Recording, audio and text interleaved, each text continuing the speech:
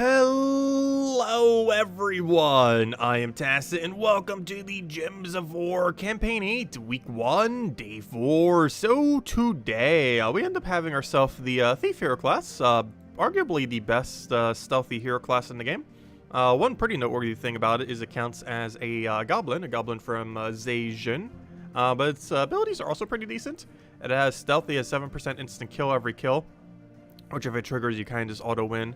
You have the ability to mass summon or have dodge. It actually has a really annoying amount of resummon, having a capability of summoning, I believe, off of 3 different things. Yes, Shadow Call, which is the worst of the 3, but it's a 20% chance to do a Sister of Shadows when an enemy dies. It also has a 35% chance to summon a bandit when an ally dies, and those got buffed about a year ago when you could unstealthy them. But yeah, unstealthy bandit's really good, mostly because of this hero class, as well as every hero class that has the cunning tree. And it also has a 25% chance to summon a hero nif when an ally casts a spell. So every kill, every death, and every death of the enemy, or every death of an ally, every death of an enemy, and every cast has a chance to summon. On top of that, it has stealthy, so it normally can't be targeted directly. It gets a kill sometimes whenever it gets a kill, basically resulting in auto win. And yeah, has all that going for it. Also has Hunter's Mark if it didn't already have enough things. And sometimes if you're not running like summon spam, you run it with like stealthy instead, so it can tank a little bit more. You also occasionally use it for the rogue thing, though normally you're using it for the insta-kill, because normally it's used more so in goblin-like teams, and even in non-goblin-like teams, you'd probably rather have the insta-kill rather than the rogue bonus. But yeah, pretty good stealthy hero class, among one of the better ones in the game. That works both offensively and defensively, depending on what you're trying to do with it. It also comes with Skeleton Key, even though that weapon got nerfed to oblivion like a year ago, at the same time that Bandit got reworked. It is still relevant. Aside from that, we do have Vault event tomorrow, for like the 3rd time in like weeks. Like they just keep spamming Vault events, which definitely don't mind. But we have yet another Vault event this weekend. Oh, also, today's the last day to get the Mythic, by the way. I almost forgot. The Mythic that came out last Friday, this one, the Consort of Darkness. You have like 5 hours left to try to get him in Glory Gem Guild or VIP chest until reset time. You will still be able to get him after the fact, however, you will not be able to get it as likely. You'll most likely have to wait until a Darkstone event and then throw event keys, or wait until he rotates in Soulforge for 4,000 diamonds. He's not like a really must-have troop, but if you're lacking Zugoff, or if you're lacking like all of the Darkstone options, might be worth potentially considering, as Darkstone is a magic-based kingdom, and getting him for the purpose of getting more magic would definitely make him useful, even if you're not using him at all. So worth considering if you're still trying for 10-star or 20-star Darkstone. But aside from that, you could probably just skip him and probably not worry much, as there are troops that kind of already do what he does. Mother of Darkness kind of does what he does, and obviously Zugoff does what he does, just in a slightly different way. And yeah, we got that Vault event to go grind in 6 hours. Obviously we won't be doing so, as that is the middle of the night for me, but we'll be doing so on tomorrow night's stream for sure. Get a nice solid grind and then finally get that level up. Gosh, we still have not gotten that level. But anyways, I guess we'll start clearing adventure board, then we'll go do, actually there's like nothing on adventure board, never mind. Do I need this pet? I do not. I always like checking. That's a somewhat newer pet, but we do have it max. And by somewhat newer, I mean like a year and a half ago or so. That's technically somewhat new for a pet. Like a pet coming in the last 2 years, I would consider a new pet just because of the rate at which you tend to get pets. I'm looking for where on earth my Phoenicia is, even though I have it marked and everything. There we go. Anyways, hello everyone. Hope all you've been having a wonderful week so far. Hello David. Hello Ricardo. Hello Peter. Hello Tony. Hello Mister. Hello Defiant. Hello Isabel. Hello Bill. Hello Hong, hello Jan, hello Tony, hello Inflame, and hello everyone else. Welcome, welcome, welcome. You spent 300,000, oh gosh, glory, 20k guild seals, and 3k diamonds. I think you mean gems. And no Consort of Darkness still. That's a little unfortunate. It does happen sometimes though. I think the most gems I've ever spent on a mythic was around 25 to 30,000. I believe it was Amnesia, if I'm not mistaken. Because I was doing it through VIP keys, and that was before the VIP key buff. And it took a lot of keys. Oh, so hello, Logic Slayer. Welcome, welcome.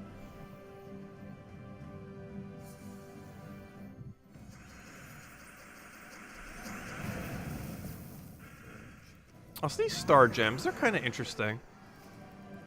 I wish they were slightly more usable with more teams. You have to have a really specific team to really utilize it. Because you need to have board clear, but you also need to have enough mana cost on your team to actually validate it. Because if you're board clearing the board and pretty much already gaining full mana or literally gaining full mana, what good does a star do? Because if you're already doing like a Thrall cast, for example, that's probably going to fill your entire team to full mana. And then you hit the star, which allows you to additionally fill your team to full mana. Does it really end up doing anything ultimately? Because you already pretty much would have had full mana. That's the only weird thing about the star, is a lot of situations where it would do its effect. You're already getting so much mana that you probably don't even need the effect, which is just a really weird mechanic.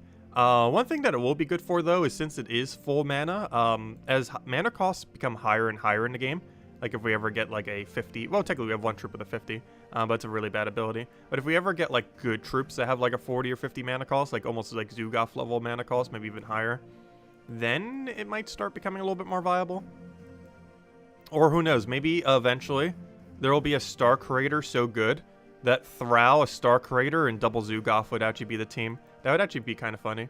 I'm looking for where on earth my Thief class team is. There it is. It's the same one we ran for some of the events earlier this week as well. However, it is also the Thursday class event team, because it is all Goblin.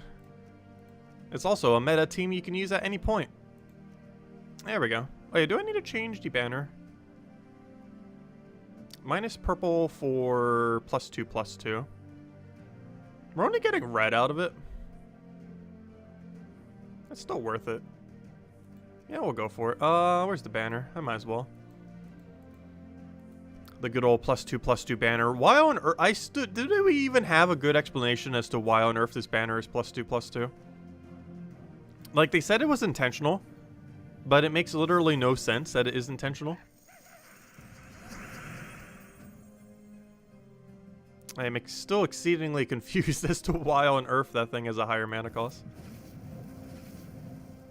Like, if it wasn't the only one, it would make slightly more sense. It just seems weird that it's quite literally the only banner that is like that.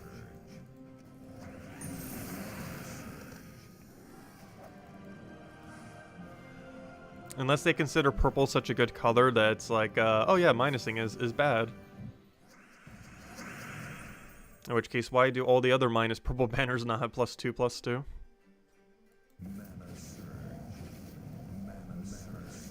Purple is generally a color you don't want to minus.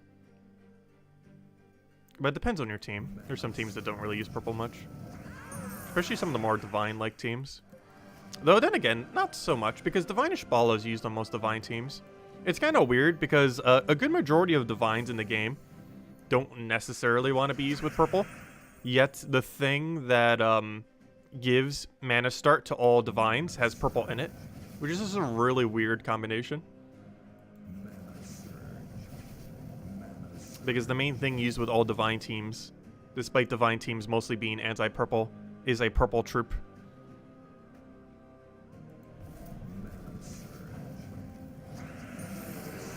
So 1,000 plus more vault keys is your goal. It is possible to get 1,000 vault keys in a single weekend in the current state of the game.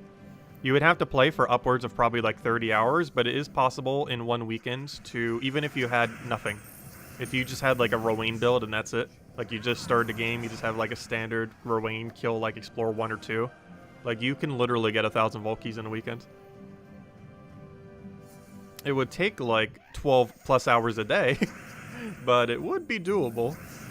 And obviously the Ironhawk one would be a bit quicker, but it still takes forever.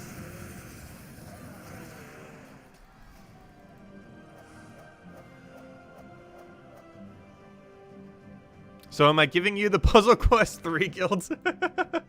Yeah, I've been a lot less active in Puzzle Quest 3. I've still been playing it for the dailies though. But like the bare minimum of dailies.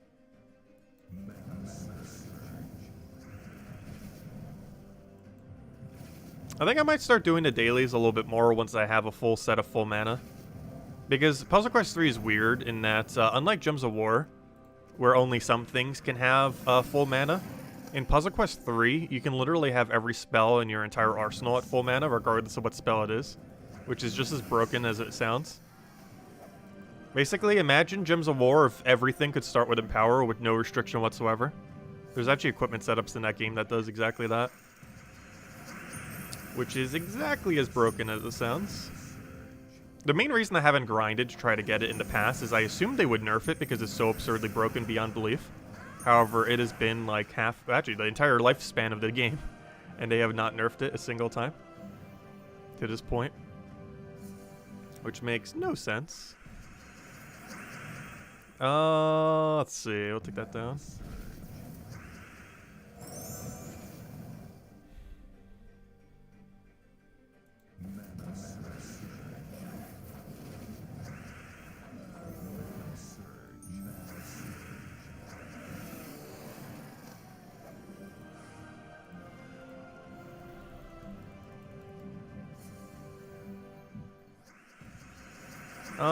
What do we need here? I said, hello, Barbara. Welcome.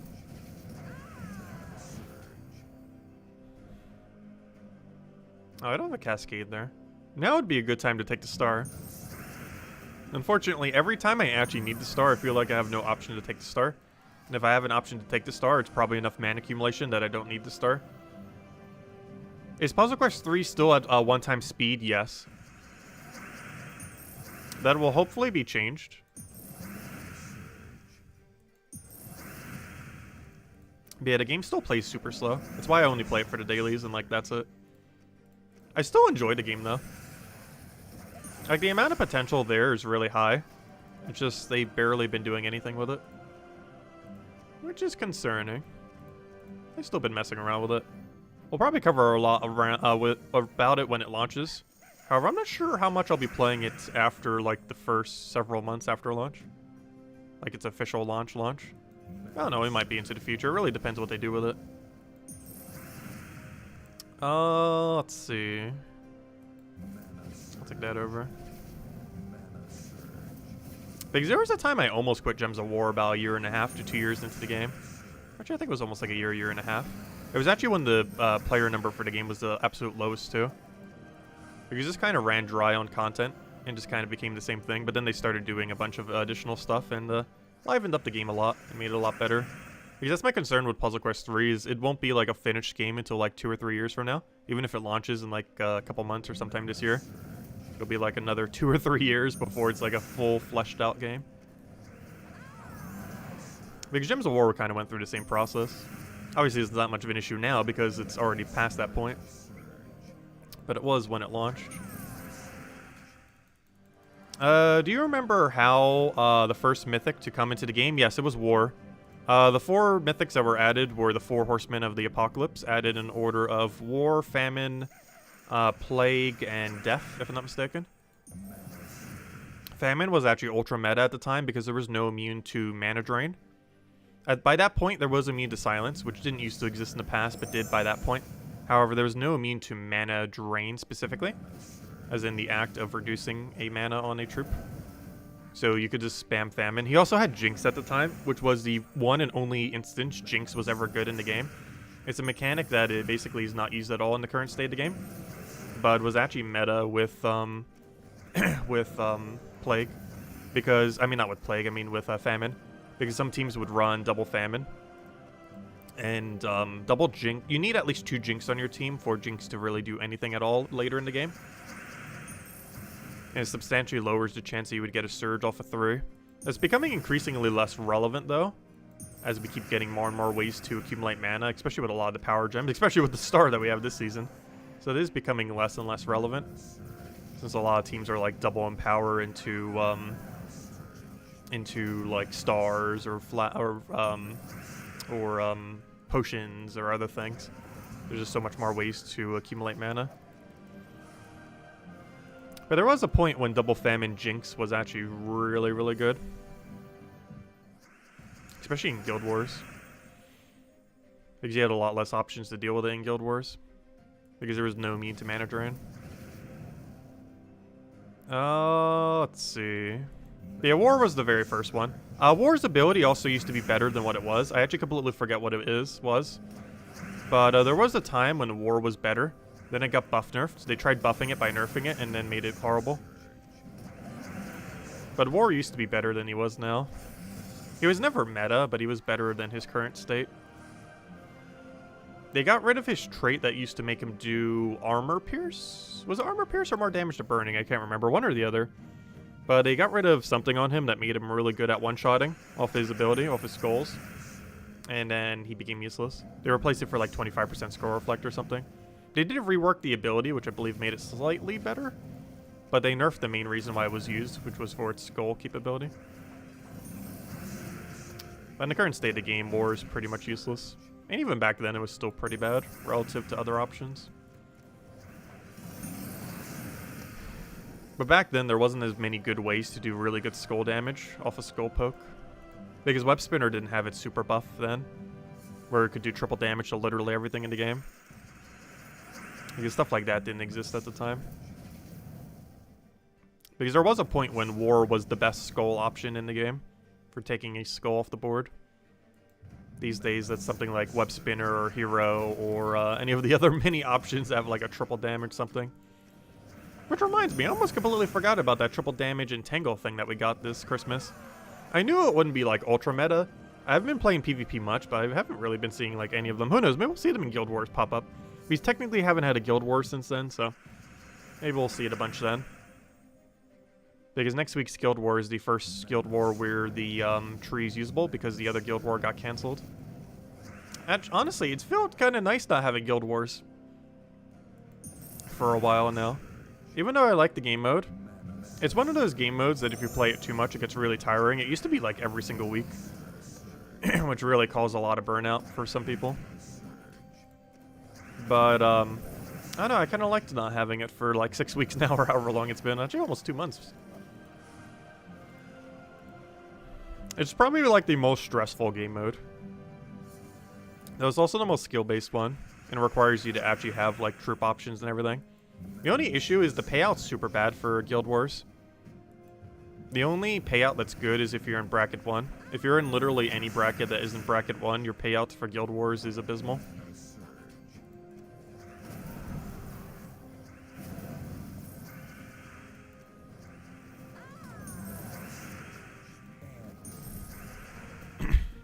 The only good thing about it is you get those, there's actually 6 troops exclusive to Guild Wars, so you can only get through Guild Wars. Did the underworld exist when the horsemen came out? No. Delves did not exist when mythics first came out. Guild Wars did, and a few other features, but no factions yet.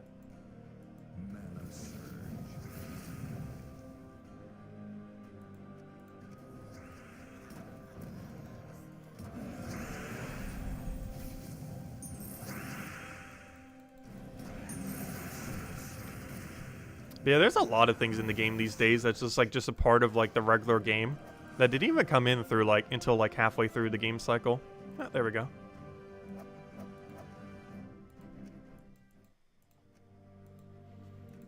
Oh, let's see. So we did that, Okay, I think we go grinding now. Because until the Vault event tomorrow, there's nothing else to do other than grind. Actually, that's not true. Did we finish the World event yet? Let me go poke the World event. Oh no, we got 5 innkeepers. Oh no. Luckily, this should be the last night we need to do these battles. Okay, we got an upgrade. Is it going to remind me to go change my medal? I sure hope so. There we go. And now we can change our medal. Now we have even more damage. Yeah, I really should revamp the Guild War teams. Who knows, maybe the first guide video we do this year will be on Guild War stuff. It's just a really annoying thing to cover. Especially because I forget like all the ultra metas at a given time. Whenever I want to make a video.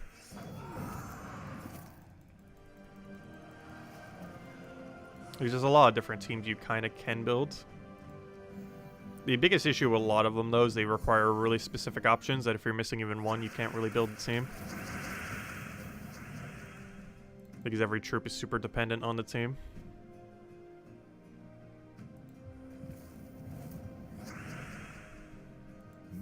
Which is the most annoying thing about covering Guild War teams. Because people will ask, like, what's a replacement for something? And normally the answer is there isn't one. Which makes it kind of weird to cover such a thing. Because you could mention, like, 30 teams. And then someone has, like, 5 of them. Which can be problematic.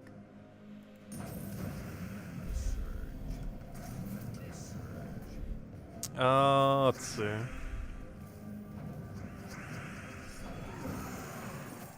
Oh, so hello, Jason. Welcome, welcome.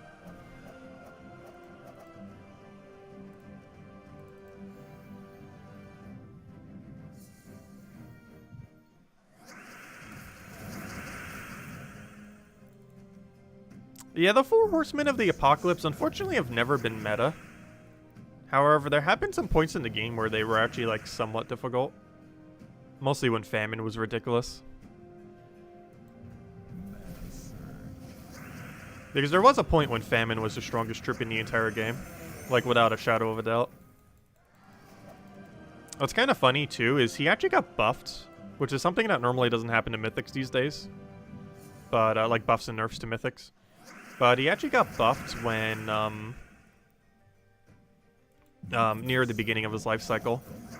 And then that buff just made him so absurdly ridiculous. Because he was already, like, somewhat okay. And then he got a buff that just made him the strongest thing in the entire game. For a duration of time. Like half a year to a year. And then he eventually got toned back down. Hey, Celestial. Celestials kind of matter these days. I have enough that I likely won't run out anytime soon. However, I don't have so many that it's impossible to run out, so I technically still need Celestials. Like, realistically, we're not going to run out of Celestial until, like, 5+ years from now at current rates. However, we have an amount where there is a duration of time in which we will eventually run out, if enough time goes by.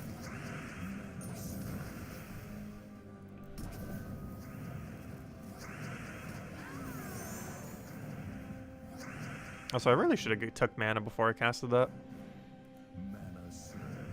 Because this team has no ways to take stars. Which is kind of problematic against something that keeps creating stars. Which are basically like block gems at this point. Oh, what am I doing that? We already had the win condition. Whoops. Whoops. Look at all the stars. I never even seen that many stars on the board. That was like 7 stars. Oh, we got a Valraven there. Nice. Yeah, the guild should hopefully be done tomorrow then. After we get our little bit of points in. I know, Glitch still has done 0. Yep, we'll get around to it soon. Because that'll push us over once he gets his points in, pretty much. I think that's almost like 1,000 points. Let's see. It's not too big a deal, though. It's only Thursday. I can't even remember the last time we didn't end up getting all the tasks done. I think it's been 2-3 years. I think there was like one instance where it happened randomly at one point.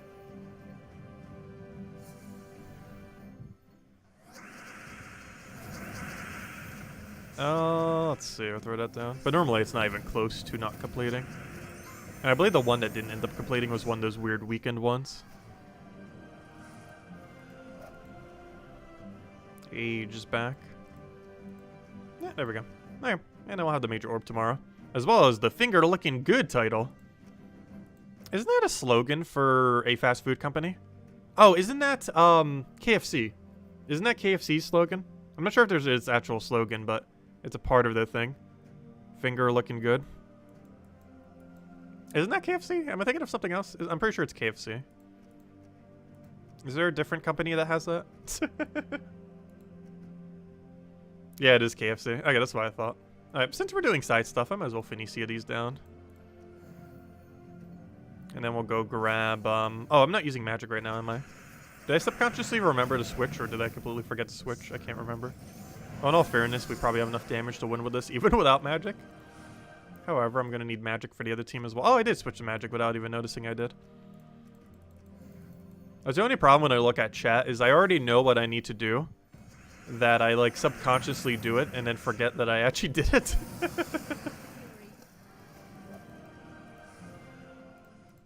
Actually, when we did the Fall Guy stream the other day, I had that happen too. There was like a match where I actually didn't even realize I completed out the stage because I was like looking at chat the entire time. And I like subconsciously did the entire stage and somehow made first place with like barely even looking at the screen. Because most of strategy is extremely repeatable, like in Gems of War.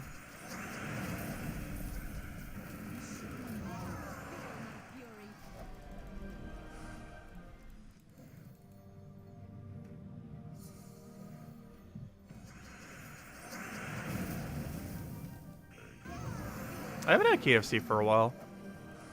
Also, I did see an ad. They have some kind of like vegetarian meat now. I just saw an ad for that the other day. I think that's what it was. I was looking at it from a distance. I was kind of just like laying in bed. I was like, really? I kind of want to try it just to see. I still feel like the technology for like vegetarian-based meats still has a ways to go. I still like tasting them just to kind of see what they are like. I like doing a taste comparison between the real one and the plant one.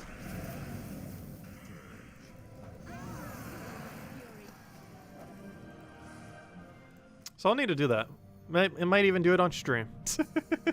Get like 2 KFC buckets, one of real, one of plant. Some plant-based stuff just tastes horrible though.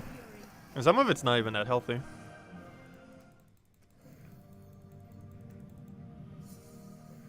I better like trying it.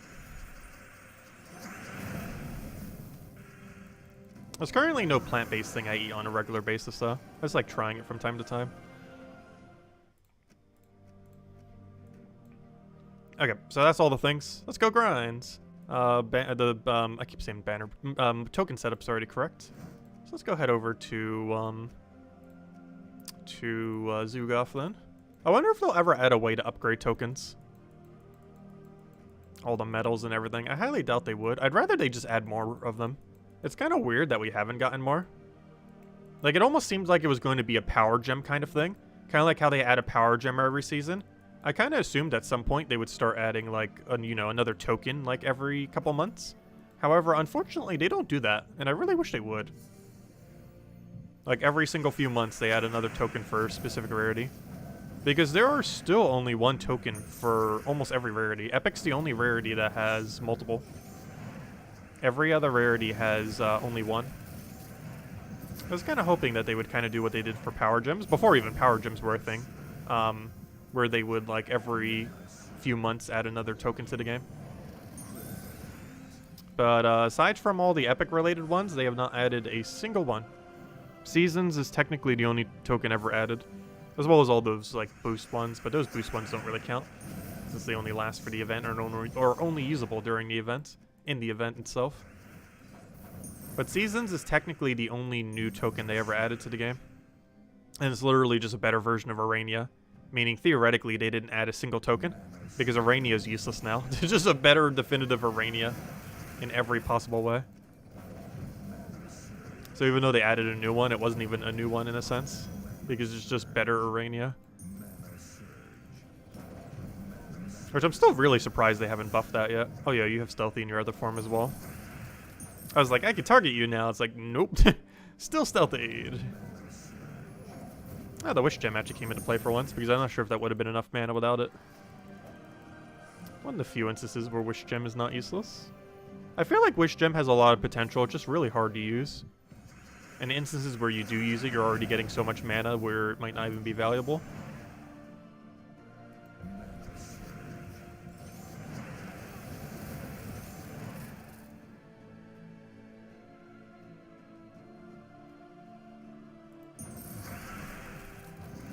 Yeah, some alternative meats are better than others.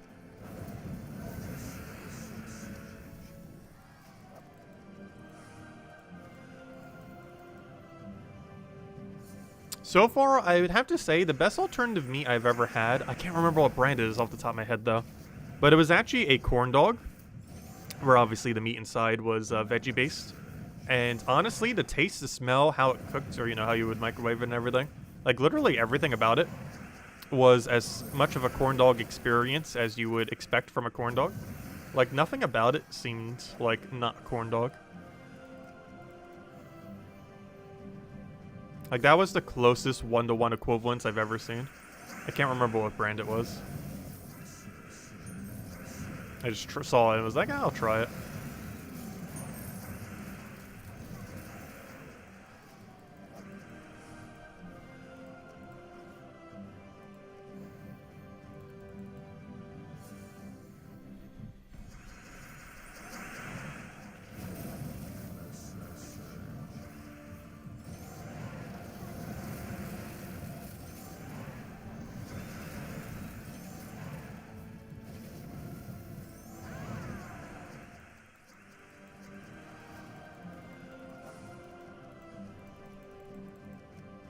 Minarania. Speaking of them, would prefer a slightly higher rarity, but they're still good.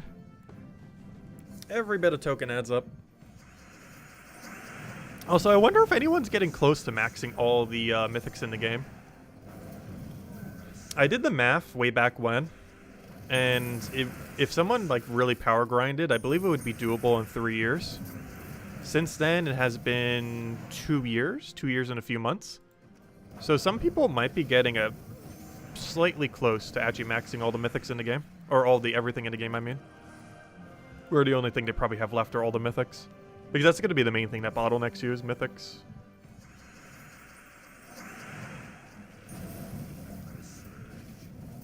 But there's definitely probably some section of Gems of War. I'm not sure who. But like some amount of people that have like every common, rare, ultra rare, and epic max currently. And are on their way to getting all legends maxed. And just doing all mythics is the really hard part. Mostly because the rate at which mythics come into the game, as well as the fact that to even do it, you would have to own every mythic as well as the amount of time to grind. Because it takes a long time to grind up a mythic.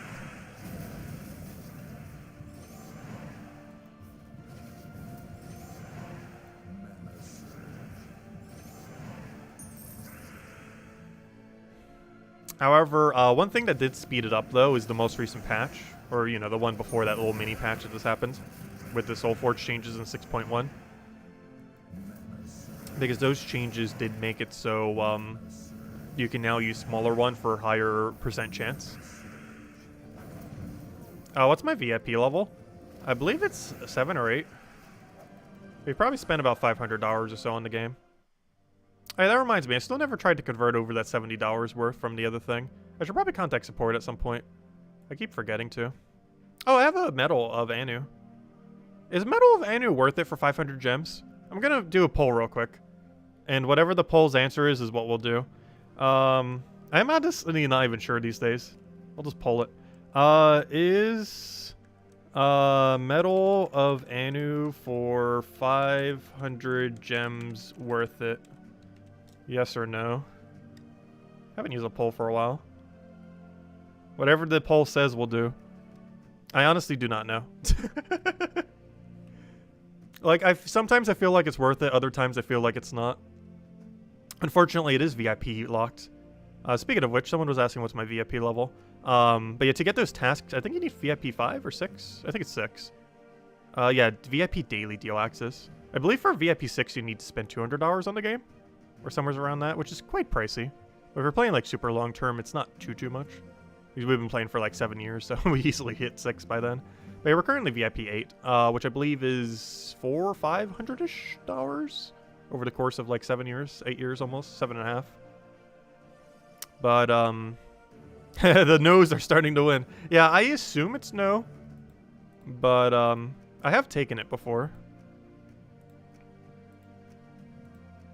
What does it break down to per token? What's 500 divided by 9? Calculator, where are you?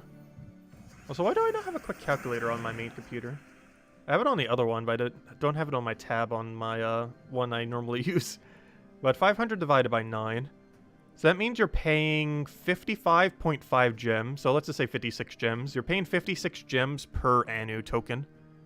If I could infinitely do that, would I do that? I feel like the answer is almost yes. Like, if you break it down like that, it somehow seems more worth it.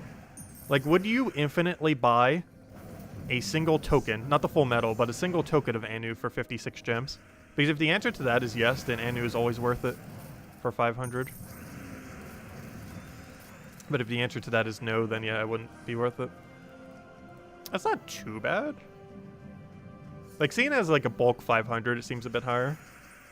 But per token, it's 56 per token. Let's see. That's not worth it. Yeah, if you break it down based on how much time it takes to grind an Anu, you can easily get an Anu per hour if you really dedicate to it. Sometimes even multiple Anus in an hour.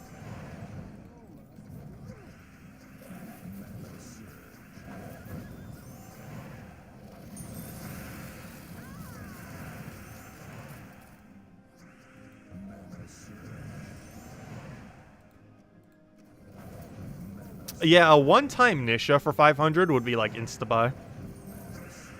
Honestly, even at 750, I think I would insta-buy. At 1,000, I would probably hesitate as much as I would on Anu. But for 500 or 750, I would insta-buy a Nisha. Maybe even at 1,000. I would be slightly more hesitant at 1,000 though. But probably would still do it.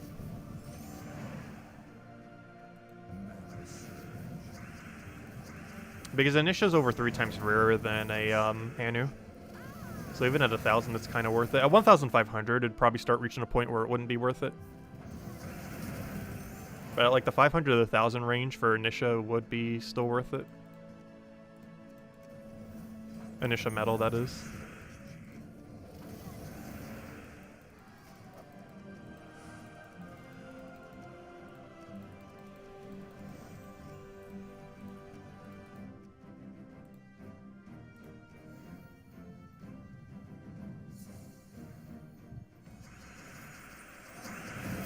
Any idea what came with the new update from yesterday?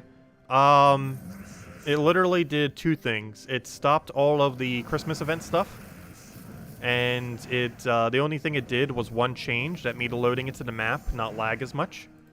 This is, despite this being literally the only change, this is actually a really, really, really good change for one really specific thing, and that specific thing is actually happening in a couple hours from now, Vault events. So tomorrow will be the first time I really get to test the new patch, because supposedly they have fixed or reduced the lag that occurs when you load into the map screen. You load into the map screen like 1 billion times when you're doing Quick Kill Explore, which you primarily do when you're doing a Vault event. So it'll be interesting to see exactly how much better it is. We'll find out tomorrow. Well, technically we could have found out at any point, but you know, a lot of people will be grinding this weekend, including ourselves. So we'll be able to see exactly how much of improvement the most recent patch actually made. But that was literally the only thing in the patch. It was a really small mini patch. But it's still a really good change, assuming it actually is a good change. Because we don't know, or I haven't seen yet exactly how much of an impact it makes. But we'll find out tomorrow. Because we'll be grinding for at least a few hours, if not longer.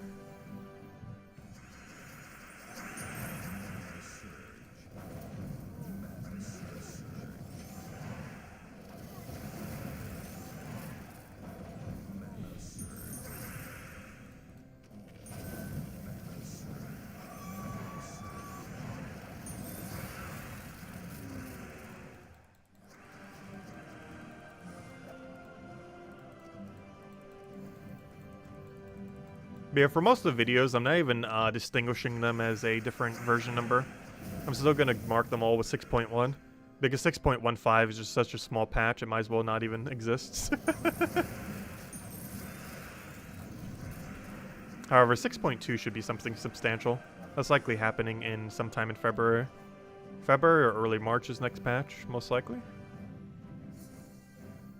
There is a small chance it could be late January. That's more likely to be some February time, or if it's late, very early March.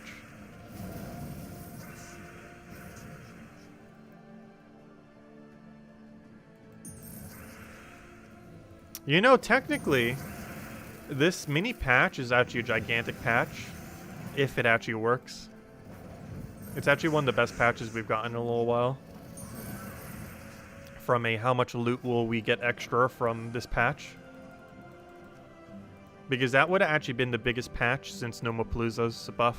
Or I should say the addition of Nomapalooza last summer.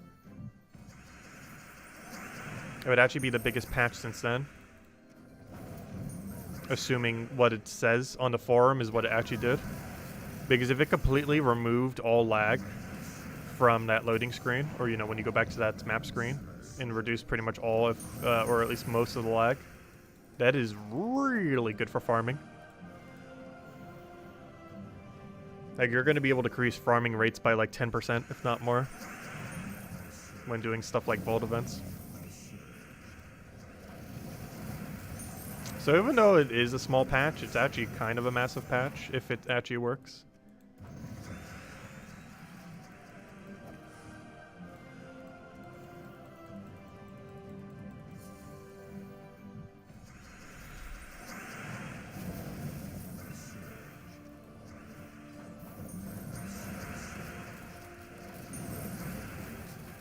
But yeah, with the Medal of Anu thing, I always find it funny. Because when you break it into a bigger number, it doesn't sound worth it. But when you break it into a smaller number, it sounds more worth it. Because when I hear like 56 gems for 1 token of Anu, I think that's somewhat okay. But then you hear like 500 gems for 1 Medal of Anu, and then it's like, it's not as good. And then you hear you will need 3,000 gems to max a legendary, and then it's like, ooh, that's really not good. That's super pricey. Like, as you keep breaking it into a bigger number, it keeps sounding like more not worth it. But as a smaller number, it actually sounds more worth it. It's kind of weird how that is. Or at least to me it does.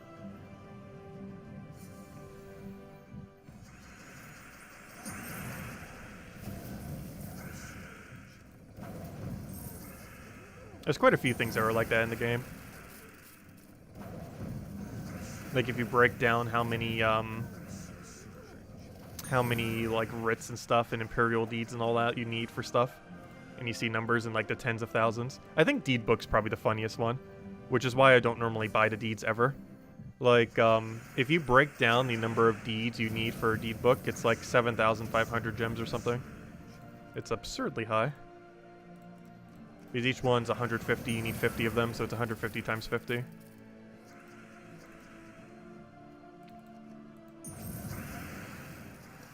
Is how much you need just for 1 deed book. Which is why you should never buy smaller deeds.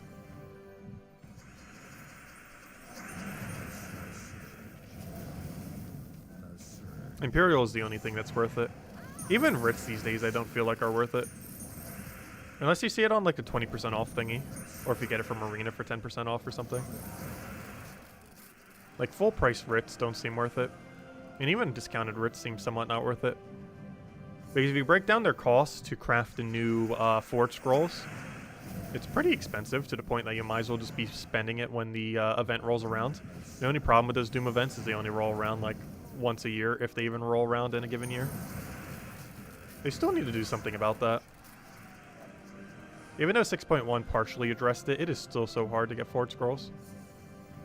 Like, I'm not sure if anyone even has them all maxed. Probably someone has. Someone with a lot of gems. But one of the hardest things actually in the game, just because of the sheer amount of gems you need, is to max every Doom weapon. If you were to start the game right now completely from scratch, and then buy out all of the Doom Scrolls, in counting the free ones that you would get for the each event, if you were to buy it out from nothing to max out every Doom weapon, I believe it is 150 to 200,000 gems. Which, if I'm not mistaken, is actually more than gemming every faction in the entire game. Because on average, you'll spend around 2,500 gems per faction. There are 35 factions, or they're about to be anyways, very soon. So let's just say 35. So that's 35 times 2,500 approximately. So what does that come out to? 2,500 times 35. So that comes out to 87,500. It is basically half the cost to gem max every faction in the game for 500 pure faction than it is to max every Doom weapon in the game from scratch. That is how ridiculously high the cost to upgrade every Doom weapon in the game is. That you could basically max every faction twice over, even though you can only do it once, obviously. But you could max every faction twice over for the cost of maxing every Doom weapon once.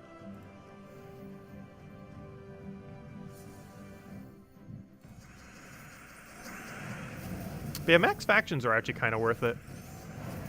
You have to be at a certain point in the game for it to kind of be worth it. Otherwise, like 50 bulk gem keys or VIP keys are kind of better. However, you do eventually reach a point where spending like 2,500 gems to max a faction isn't that bad, because you get a max pet from it, which is relevant for some kingdom upgrading stuff. You don't ever have to worry about the faction ever again. And for some of the harder ones, you almost have to gem it in the current state of the game, just because trying to do it by normal means is just so absurdly annoying.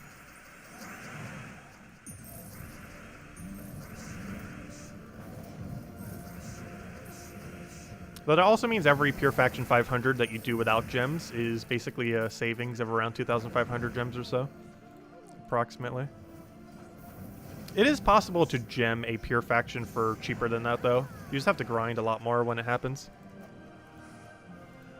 On a weekend event, it is possible to max a faction for 1,910 gems if you used every single sigil to its fullest degree. And on a Tuesday event, you can spend 2,110 gems and get it done. The only problem with those instances is you have to do every single room for every single sigil without missing a single Vow Raven and without ever losing a single time. Which is why it's normally better to do 2,510. It allows you to do some skipping and it gives you more leeway. Also gives you 14 more stats to everything.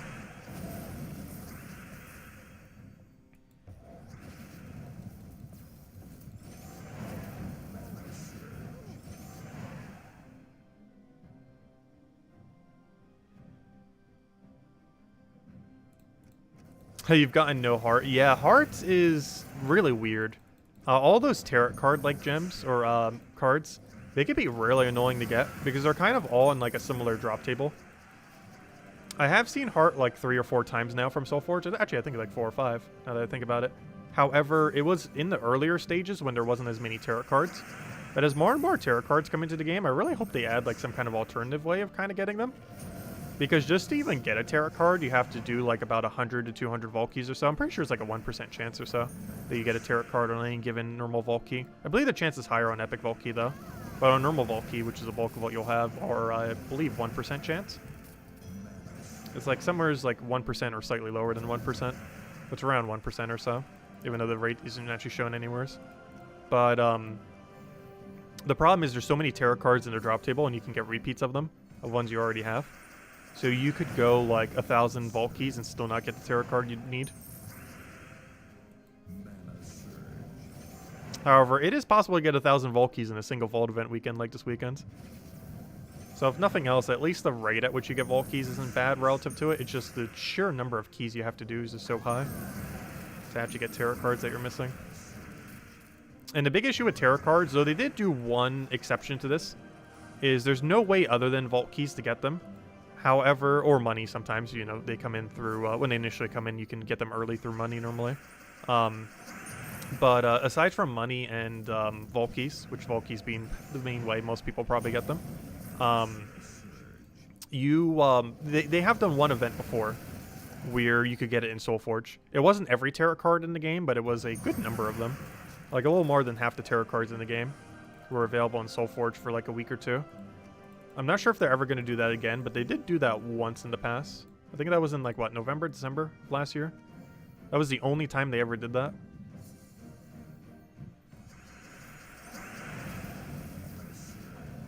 Hey, the first spam bot of the stream.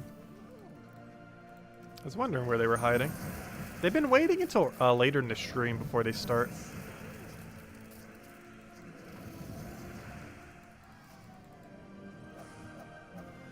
Alright, let me go hand out a code soon. I'll hand it out on next chest.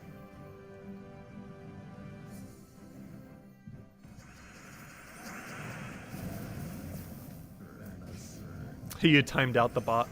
I don't think timing them out really matters though, because they keep using a different one every single time.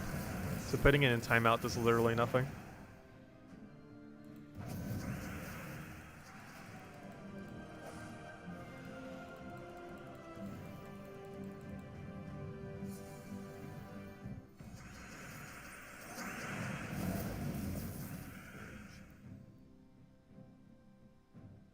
That would be kind of cool if there was an instance where we could craft all weapons in the game. One thing I really wish... there's a lot of things I wish Soulforge would do. But one thing I really want is a weekly rotation of pets. either all the pets that are available for the kingdom on a given week, or simply one color of every single pet. It's something that Soulforge always needed, and really still needs. Another one that it really needs is the ability to upgrade underworld treasure. We have the ability to upgrade metals now, but we don't have an upgrade, or, you know, tokens and metals. Or specifically the metals, I guess. So I was right the first time. But we don't have any way to upgrade underworld treasure still. Despite the fact that we got one for the other similar mechanic. Because basically every mechanic can upscale now. Their rarity. But except for underworld treasure for some reason. Like, you could do it for ingots, which don't even matter. You could do it for trait stones, which normally doesn't matter unless you're, like, really desperate to get one in a pinch. You can do it for metals now. However, you can't do it for one of the other most relevant things, which is treasure. It's like the last one that you would really need it for that they still haven't done. For whatever reason. Because unlike smaller tokens that still have a purpose, to some degree, smaller treasure is, like, super ridiculously useless. Like, bags are 100% pointless in the current state of the game. And a lot of people have reached a point where rings are useless as well. Some people have even reached a point where chalices are useless. I'm not at that point, but some people have so much treasure that even chalices aren't even worth using.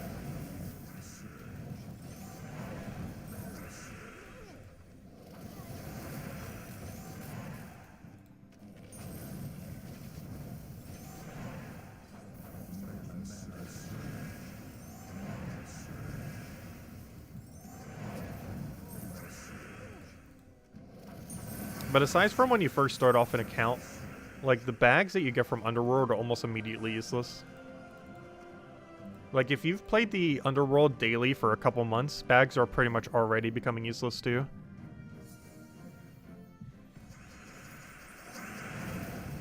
Just because of how little value they have relative to how much gold you have to spend to use them.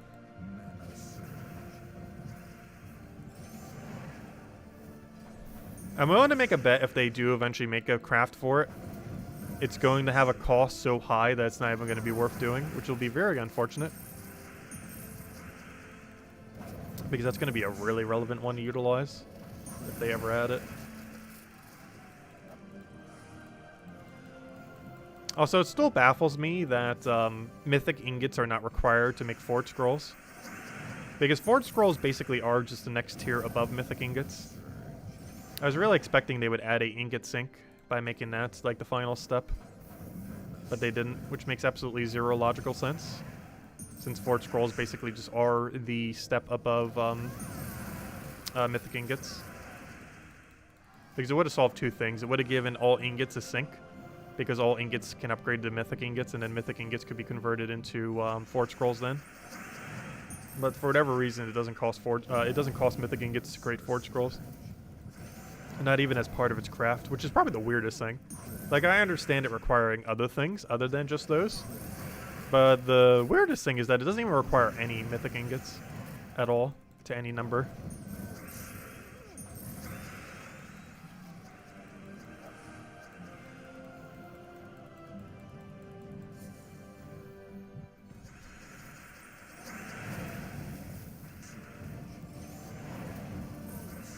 It would have made the most sense if it cost 10 each, plus other resources. Let's see. What is it? Oh, never mind. I was gonna say I'll explode and hope we get a skull, or we could just take the skull that has a 100% chance.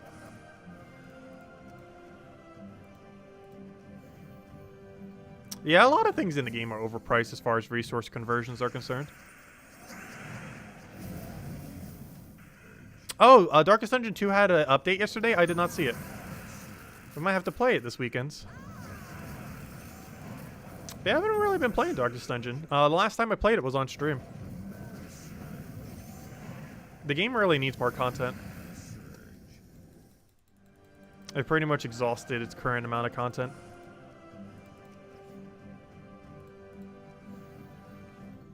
So unless that patch actually added like another zone or something, I'm not sure if I would. Unless they added another class or another zone, I probably won't play it this weekend. But if they did, we'll stream it this weekend. But if it's just like some balance and some rework stuff, probably won't bother. Because at this point, it's really needing more content.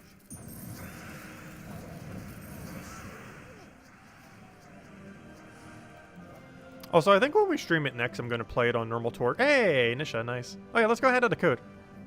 But I think I'll play on normal torch next time, unless they balance it a little bit more. Because they really need to rebalance, unless they did it in the most recent patch, but they really need to rebalance the fact that Zone 1 is the final boss of the game. Because it's a 3-zone game, kind of like Slay the Spire, with like a final boss area. Yet the true final boss is Zone 1, because you're so weak relative to everything in Zone 1. And then by the time you're actually in like Zone 3, you just clear through Zone 3 like it's nothing. And then you like clear the final boss like it's nothing. Zone 1's the only zone that matters.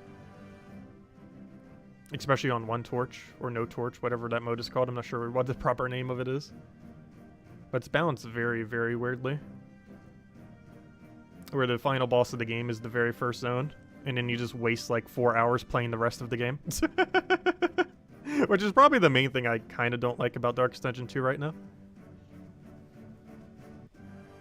Because it has like 1 hour of the true final boss, and then the rest of the run is just like auto win until you just get to the real final boss, and then you kill it like instantly. Where on earth is my code?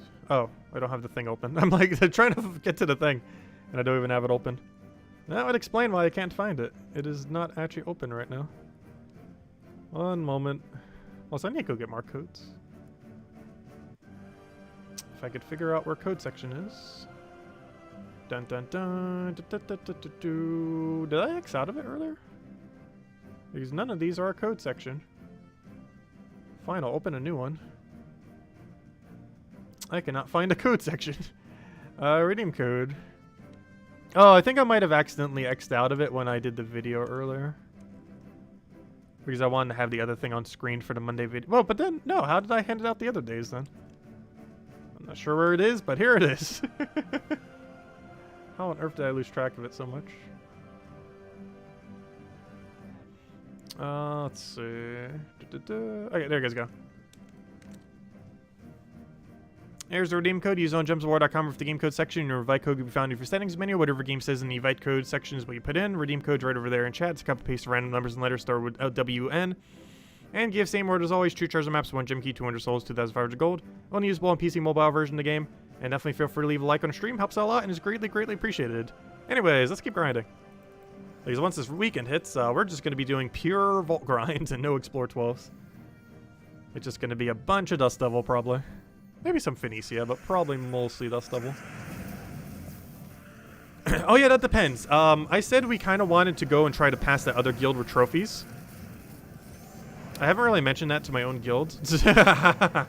Unless they watch the stream. But I kind of do want to make that a goal for this weekend if we can. It depends. How close are we right now? Or did we already pass them? There's a chance we actually already passed them. But one thing I kind of want to try to do is pass this guild in trophies. We are currently, what's the gap right now? We are currently 18,000 away, so the gap is actually bigger than it was before. So I'm not sure if we would be able to, but it would be be a fun kind of milestone to try for. Though I'm not sure we will be able to, because that means every person in the guild would have to do about 1,000 this weekend to keep up with whatever rate they would already be doing, and I don't really foresee that happening. Like every person in the guild doing 1,000.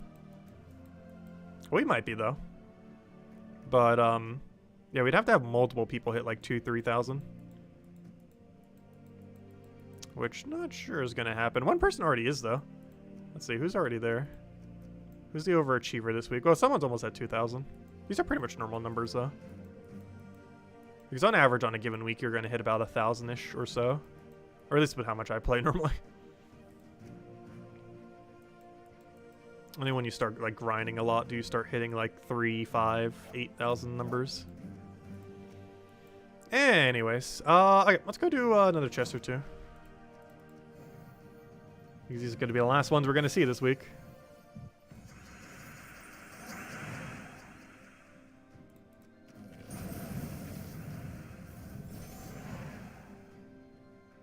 Thanks for the code, even though you can't use it, yeah. It's unfortunate. Consoles can't use it.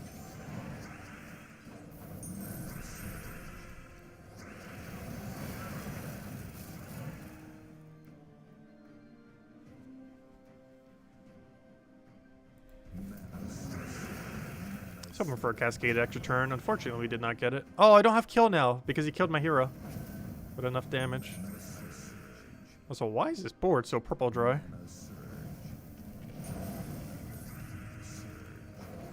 Yeah, that's enough to kill.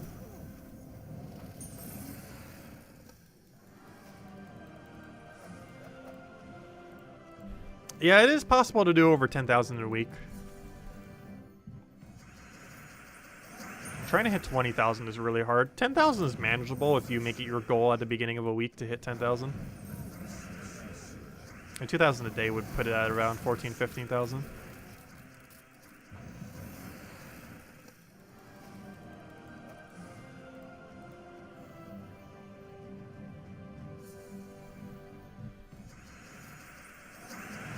Yeah, there's technically 4 versions of Gems of War. The PC mobile version, the Switch only version, the PlayStation only version, and the Xbox only version. The one that has the biggest player base is PC mobile. The one that has the newest player base is the Switch version, and it's probably the most casual location where you could possibly play the game. It also has a weird combination of being both a mobile and, you know, a portable thing, or, you know, thing that you can set up and then also have mobile-like. Technically, you can kind of do the same with phone, PC, or, you know, PC mobile. But it's the next closest thing that can do it. But, yeah, PC mobile has the biggest player base. Switch has the probably most casual and newest player base because it's only existed, I think, for, like, almost 3 years now. It'll be the 3-year mark in a couple months. And, I'm not sure which one is more active. PlayStation 4 or 5 / Xbox. I was assumed based on units sold that PlayStation 4 or 5 would have a bigger player base. I'm not sure. I know they're both active enough, though. I just never played on either, so I don't really know.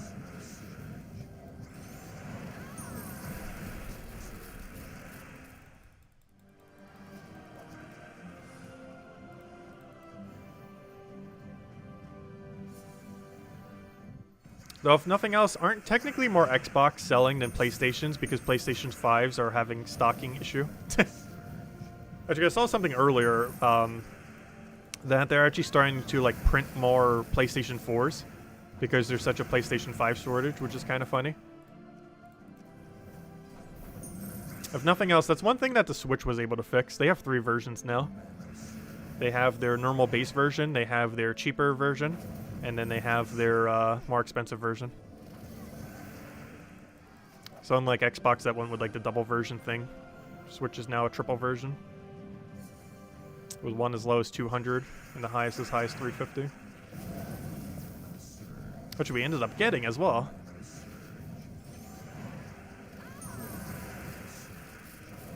I still barely even used it though. I'm kind of waiting till my current one almost like completely breaks down before I switch over. Just to keep the newer one in slightly nice condition.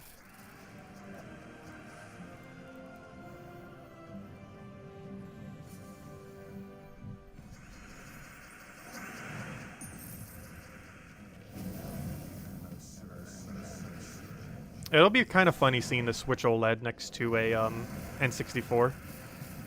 The most recent Nintendo console right next to the oldest console I've ever... Actually, I have played older Nintendo consoles, but the oldest Nintendo console I played on a regular basis.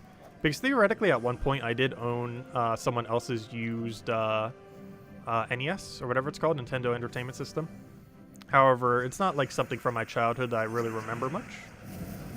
Because I was already at like the GameCube stage by the time I like tried that. And even then, it seemed dated. And by now, it would seem like ultra dated. Like, I feel like N64 is the furthest you can go back where the games don't... Where some of the games actually aged pretty well. Because if you start going further back than that, like, those games did not age well. Like, at all. For the most part. N64 is like the last system that... Or the oldest system that Nintendo did. Where games from it still kind of aged well, or at least some of them. Graphics are still like way behind, but some other aspects of it are actually really good. Some of the best Mario parties were even on N64 as well. Like Mario Party 2 did a lot of creative things with one item. There was only 2 Mario parties that ever had a one item system, Mario Party 1 and 2. And 2 did it in quite a few creative ways. And every Mario Party, therefore, had a 3-item system that kind of completely scrapped that system. And now even things that, like, mimic the game, like, you know, like indie games and stuff that, like, do almost like a Mario Party-esque game, even they do a triple item system. Like, none of them ever do a single held item system anymore. Which made Mario Party 2 pretty unique.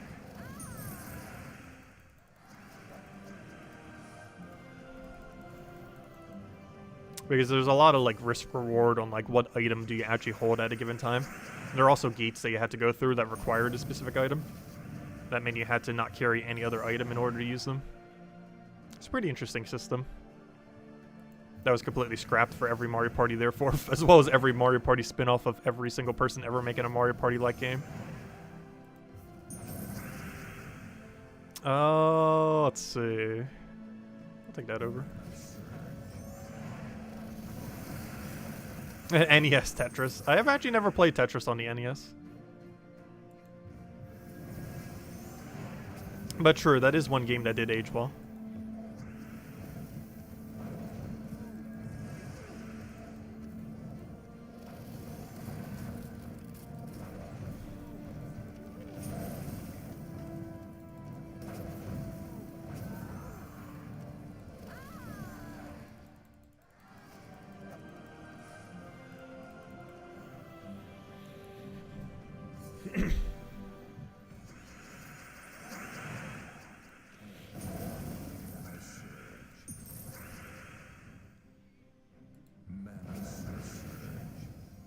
I actually have played Tetris on the Game Boy. I never played it on an NES, but I have played Tetris on the Game Boy before.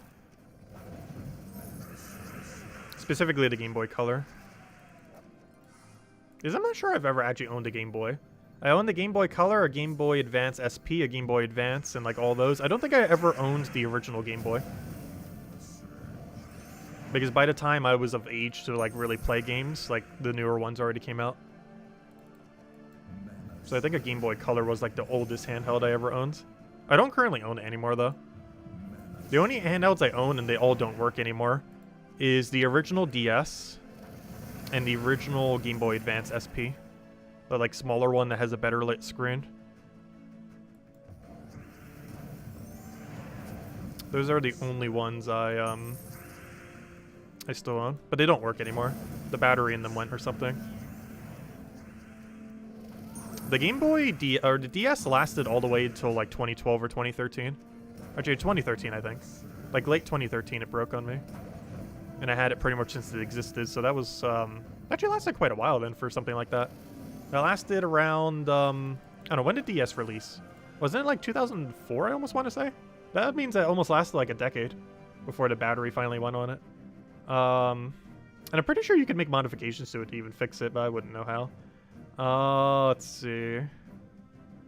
Because it's still in pretty good condition, like the shell of it and everything. It's why I've mostly kept them, and I'm actually shipping them over when they come with all the other stuff. Like the shell and everything of them is still good. It's probably just like the battery in them went or something. Let's see, because they're not like beaten up or anything. I'm looking for Google. Actually, I might as well just do it here. Let's see. Why is it so small?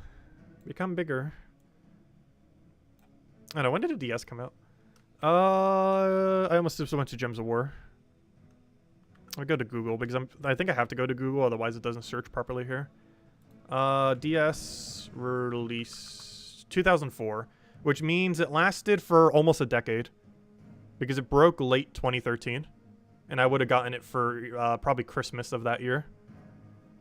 So that means I had it for 9.5 years before it finally broke. That's not too bad for an older handheld. And that was of regular use too. I even used to use it as an alarm, like on a regular basis.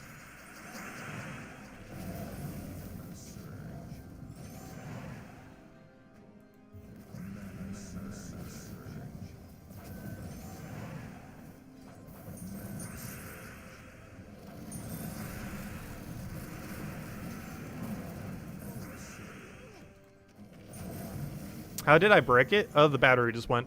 I didn't do anything to it. It was just so much use that I'm pretty sure the internal battery just died at some point from so much use of it.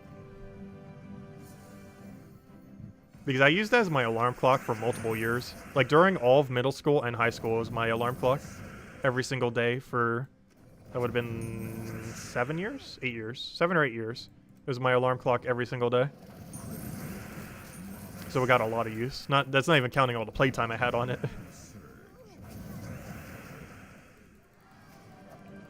But this alarm clock alone, it was being used every single day. For like 7 years straight.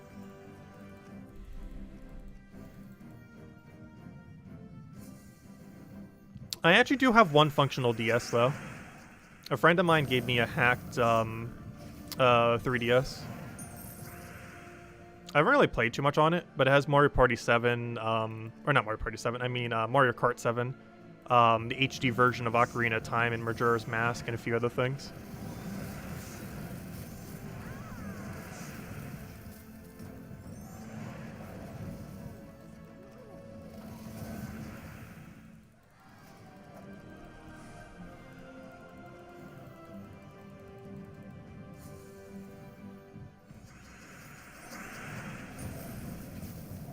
Actually, that reminds me. I don't think I own N64's Majora's Mask.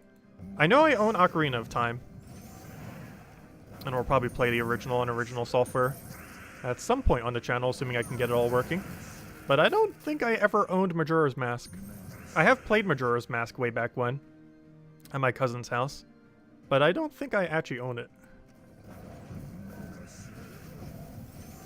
I definitely didn't care for it as much.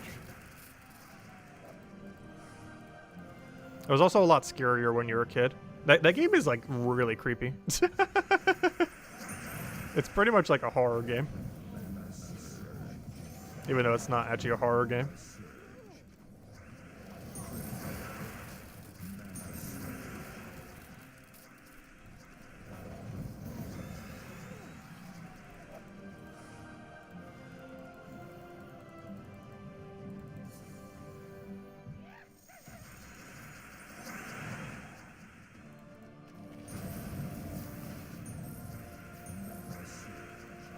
Yeah, I should probably look into battery replacements, because I might need to on my N64 and GameCube. And if I do it for cheap enough, it'd be worthwhile to do it on the DS and Game Boy Advance. The problem is, I couldn't find any of my DS or Game Boy Advance games. I have no clue where they are. Because when I went through all the stuff, I couldn't find it. I was also missing some of my GameCube stuff. Or a very small amount. And some of the Wii stuff. But I was missing, like, all the DS stuff, all the Game Boy Advance stuff. Other than the actual consoles themselves. I was missing a small amount of GameCube. Most notably, I did not find where my save file was. I found one of my old save files, the one that came with like Animal Crossing, but my original save, I could not find. Hopefully it's like within one of the more popular games I might have played. Like in one of those boxes where you put it in the sleeve. But I could not find it like specifically just laying around. Which means we might not be able to play our original saves from way back when. I sure hope it's like somewhere just in the box or somewheres. Like, that'd be fun looking back at all the original saves.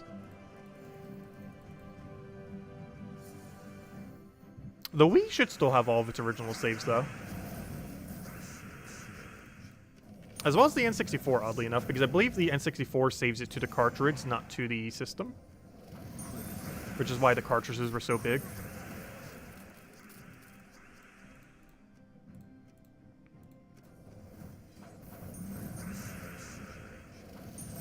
Because if I'm not mistaken, Game Boy Advance and DS games were also like that. Where the save was... Oh, nice! Another Nisha already. Where the save was to the cartridge itself, not to the system. But for the GameCube, it was to the system, not to the cartridge. Or not to the disc, I should say.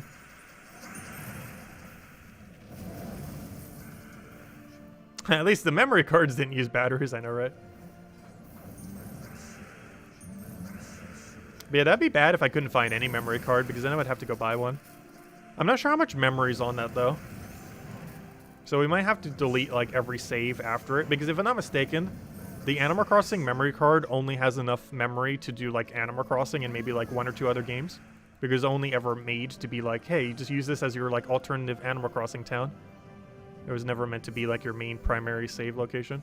So it doesn't have that much data on it. Unless there's a weird way you can hook up a USB adapter to it and do that. You just use like a USB storage of some kind. But at that point, I might as well just get like a hefty GameCube memory card. Because it would probably be cheaper doing that than just try to figure out how many adapters and everything I need to do that. I'll need to look into it. Also, there is an argument to be made. I should just play them on the Wii instead of the GameCube. Because the Wii probably handles it way better as far as frame rate, performance, and just everything. I'm not sure if the Wii would auto-save it, though, onto its system. I'm not sure exactly how it works.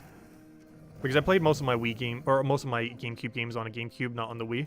Like, even when I had a Wii, I still played my GameCube games on the GameCube. Even though the Wii could play the GameCube games.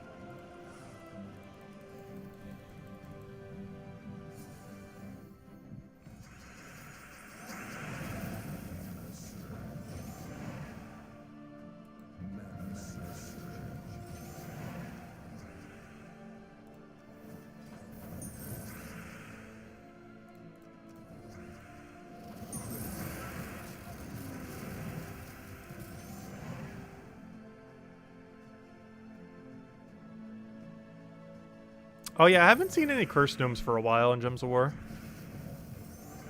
We're definitely going to see some this weekend for sure. I don't really need more though, I already gotten all the drops. You did too, so what do you really need them for? Unless you want to make a bunch of Forge Scrolls, but even then you get bottlenecks based on the other thing. And a lot of people aren't at the point where they can upgrade metals efficiently. There's not too many good things to really use those shards for. Because a lot of people who would have enough excess to make them into like major orbs might not even need more major orbs. Because major orbs is actually kind of decent value for them. Not the smaller orbs, but the major ones. Because one of the biggest costs is just the 20 shards itself. The rest of the cost for a major orb actually isn't that bad. Like there's a few things that earlier on in the game would be kind of annoying to do for it. But its overall cost isn't too bad.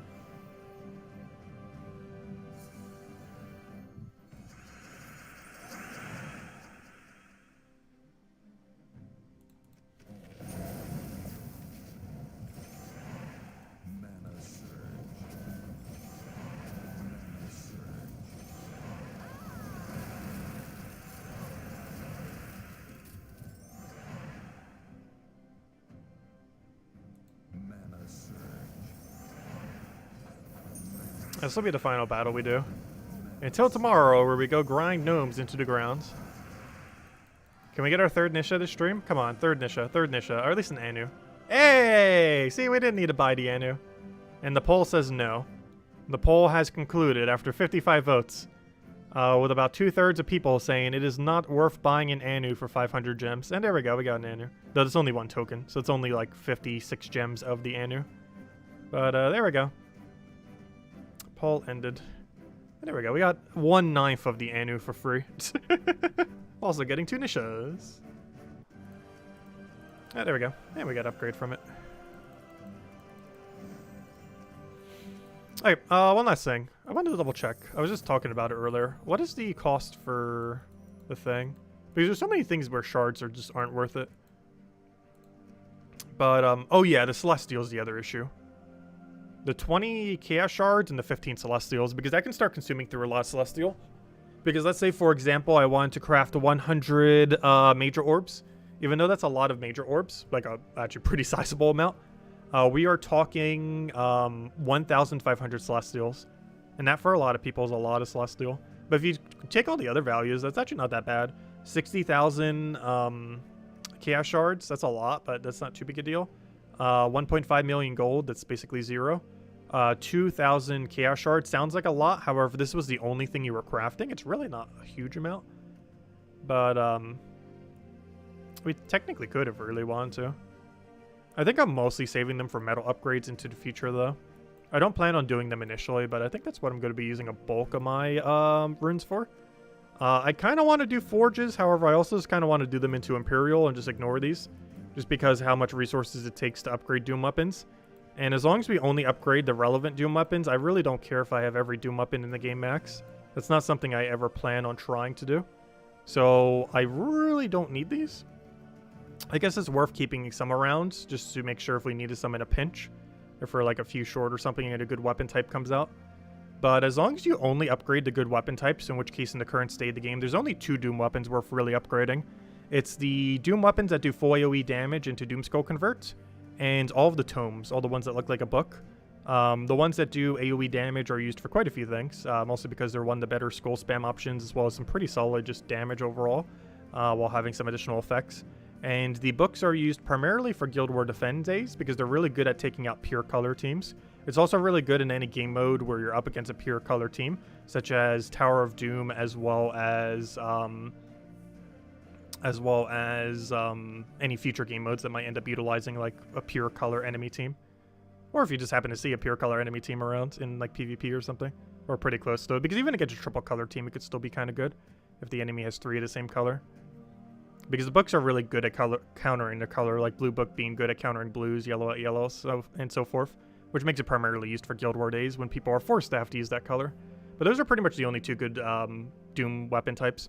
Every other Doom weapon, including the 6 new curse weapons, are all basically useless. Like, you'd still get them for completionist purposes, but you would never really upgrade them. They're just not really worth doing. But anyways, guys, we'll wrap it here. We will be back tomorrow, same time as always, 8 p.m. Eastern Standard Time, 8 p.m. Eastern Standard Time, hour and a half prior to now tomorrow. We will be vault grinding quite a bit and getting that grind on. Hey, we're almost at 50 million souls again. Actually, have we ever been that high? Why does our souls feel so high all of a sudden? Because we haven't really been spending them. But anyways, yeah, vault events in like 5 hours from now, or 4.5 at this point. So definitely make sure to get on that. Also, similarly, you only have 4.5 hours to get the Mythic if you still want to get it. Overall, not too big a deal if you don't. However, it is a magic-based kingdom, and if you don't have 10-star or 20-star, it might be worth considering trying a little bit more if you still have some resources left and haven't gotten it. Just because it's really important to get magic kingdoms up, and he does help get Darkstone to 10-star or 20-star if you haven't done so already. Besides from that, yeah, that's pretty much everything going on. And this weekend will just be a really heavy vault weekend grind, and hopefully we'll get a lot of loot. And we'll go from there and finally hit level 1,700. And we'll have an extra code tomorrow night as well. We'll hand out 2 codes. One we'll hand out at some point, and the other one will be exactly when we hit level 1,700, which will be relatively early in the stream, because this should only take about an hour or so to get that gap, or somewhere around there. Speaking of gap, that is funny. We'll probably do the gap while doing a gap at Nomapalooza. But anyways, guys, I'll catch you guys later. Thanks for stopping by. Enjoy your week, and I'll catch you guys soon. Goodbye.